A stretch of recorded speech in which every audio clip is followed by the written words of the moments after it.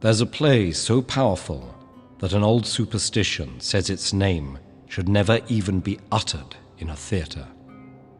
A play that begins with witchcraft and ends with a bloody, severed head.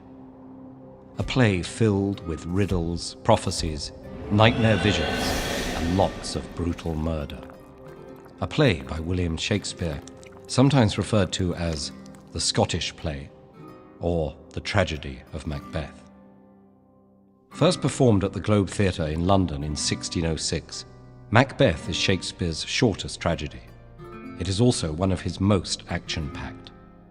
In 5 acts, it recounts the story of a Scottish nobleman who steals the throne, presides over a reign of terror, and then meets a bloody end.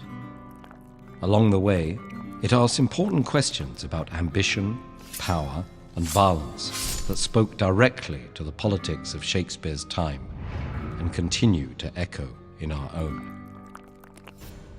England in the early 17th century was politically precarious.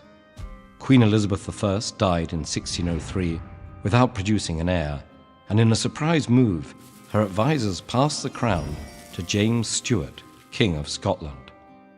2 years later, James was subject to an assassination attempt called the Gunpowder Plot. Questions of what made for a legitimate king were on everyone's lips. So Shakespeare must have known he had potent material when he conflated and adapted the stories of a murderous 11th century Scottish king named Macbeth and those of several other Scottish nobles. He found their annals in Holinshed's Chronicles, a popular 16th century history of Britain and Ireland. Shakespeare would also have known he needed to tell his story in a way that would immediately grab the attention of his diverse and rowdy audience.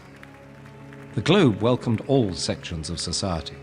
Wealthier patrons watched the stage from covered balconies, while poorer people paid a penny to take in the show from an open-air section called the Pit. Talking, jeering, and cheering was common during performances. There are even accounts of audiences throwing furniture when plays were flops. So Macbeth opens with a literal bang. Thunder cracks and 3 witches appear. They announce they're searching for a Scottish nobleman and war hero named Macbeth, then fly off while chanting a curse that predicts a world gone mad. Fair is foul and foul is fair. Hover through the fog and filthy air. A scene later, they find Macbeth and his fellow nobleman Banquo. All hail Macbeth, they prophesize. That shalt be king hereafter. King, Macbeth wonders. Just what would he have to do to gain the crown? Macbeth and his wife, Lady Macbeth, soon chart a course of murder, lies, and betrayal.